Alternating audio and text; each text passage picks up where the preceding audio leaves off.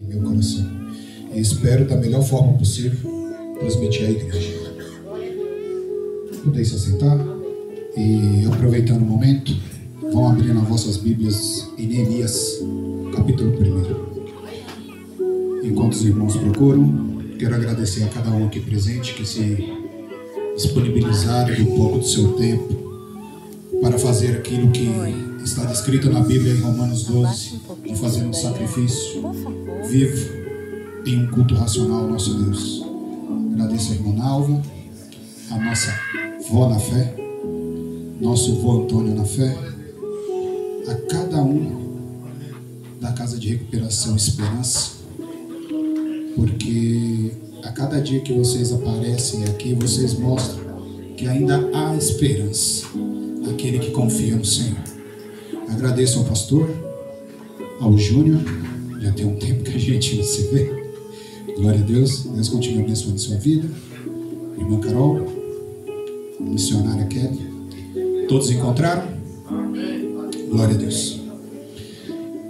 A partir do versículo 5, vai ser apenas 2 versículos para iniciarmos.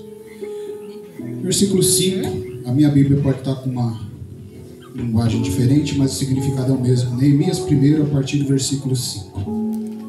Glória a Deus. Enquanto você não procura, nós vamos meditando.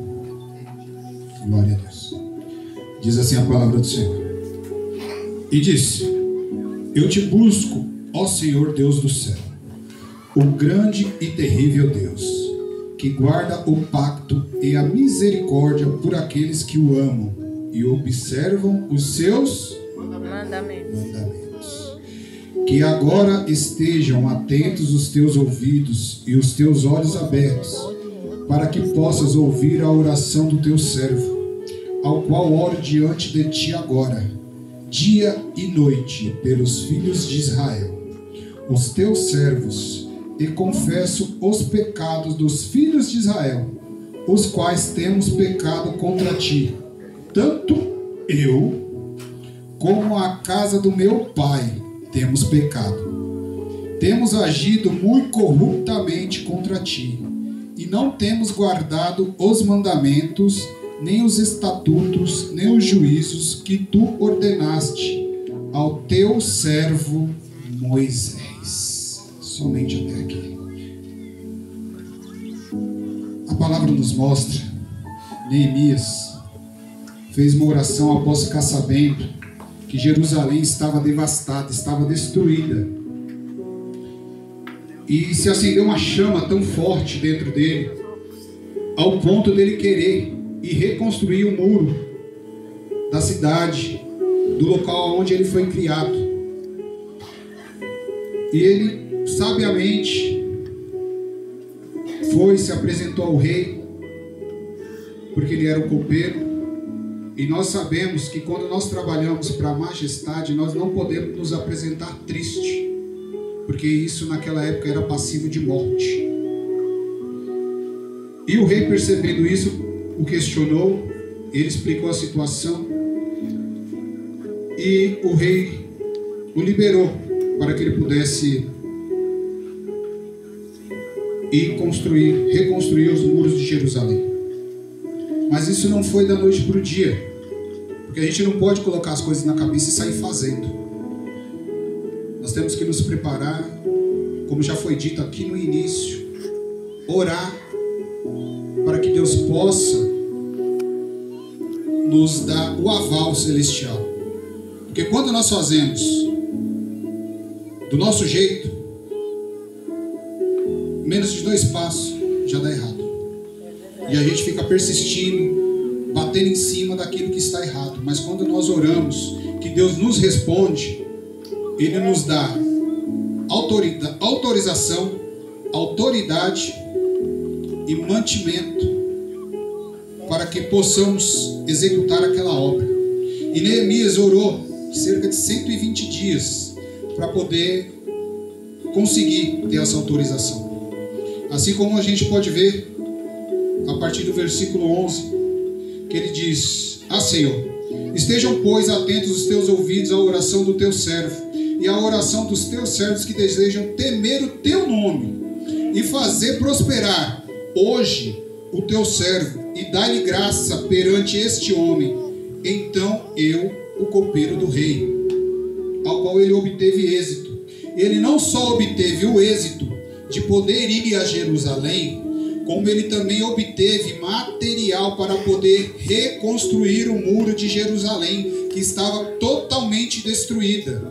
Mas Jerusalém não estava só destruído o muro, estava destruído os templos, estava destruída a moradia. E hoje eu quero passar para os irmãos: quantos de nós temos os nossos templos destruídos, a nossa casa destruída, o nosso cercado, a nossa segurança destruída, e não estamos procurando a presença do Senhor para que possamos reconstruir a nossa casa, reconstruir o nosso templo, reconstruir o nosso muro para os dias difíceis, aonde nós estamos colocando a nossa confiança, aonde nós estamos pegando a nossa autorização para fazer aquilo que o Senhor determina que possamos fazer.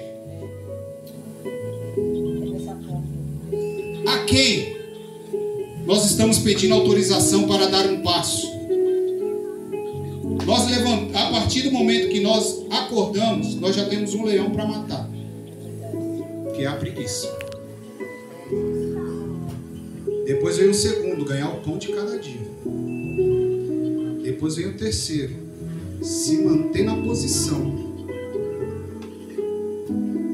Depois vem o quarto, o testemunho. Todo santo dia, esses quatro caminham com a gente. E todos os dias nós falhamos em um deles. Aquele que disser que não falha, já falhou. Quantos de nós gostaríamos de estar em casa? Quantos de nós que na hora que era para sair pro culto o sono pegou? Quantos de nós, quando acordamos, nos programamos e parece que o dia não tem 24 horas, parece que ele encurta. Quando você começa a fazer, já se foi 2 horas. E nós vamos deixando que esse cansaço, esse desânimo venha nos dominar.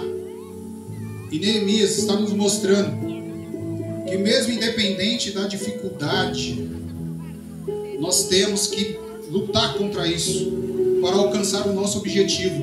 Como nós cristãos temos que lutar todos os dias para nos santificarmos cada vez mais, para alcançarmos o reino de Deus.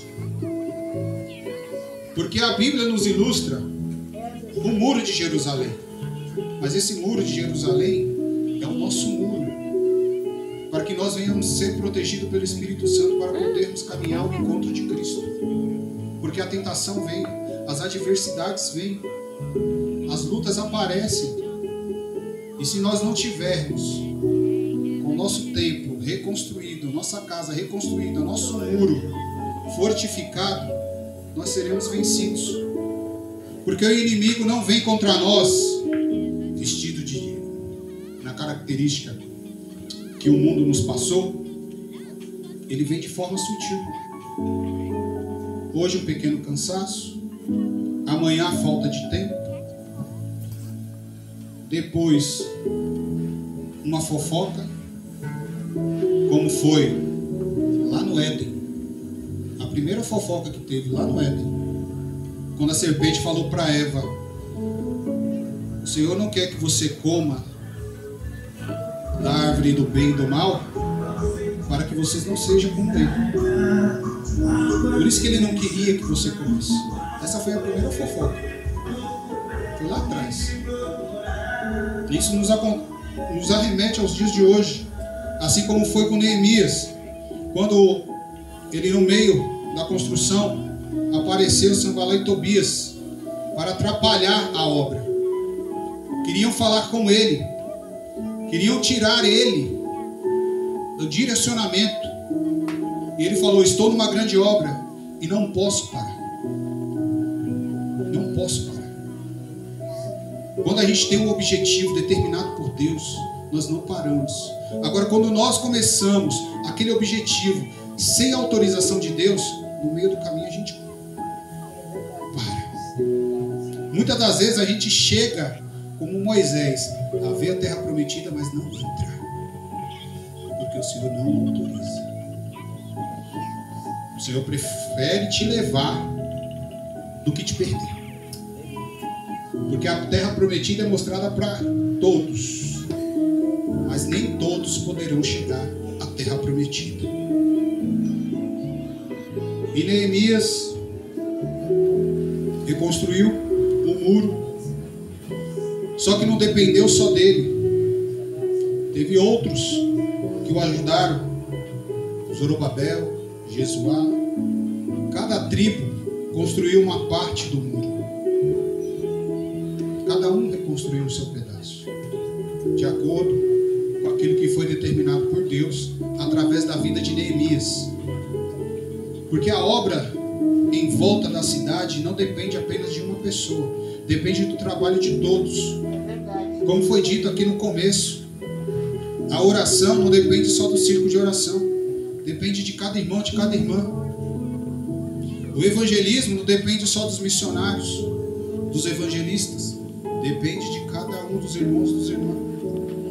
O trabalho social não depende só da assessoria social, depende de cada um dos irmãos. Como é que faremos o trabalho social se não temos material? Como é que vamos pregar o evangelho se a gente não estuda a palavra? Como é que a gente vai lutar por uma casa cheia se a gente não evangeliza? Como é que a gente vai chamar as pessoas, falar que Deus transforma, se lá fora a gente anda todo torto? Como é que a gente vai falar de Cristo se a gente não vive Cristo? Nós venhamos a fazer que nem Neemias, nos preparar cada dia mais. Cada dia mais. E como diz, a partir do capítulo 6 do livro de Neemias: e acabou-se, pois, o muro aos 25 dias de Elu, em 52 dias.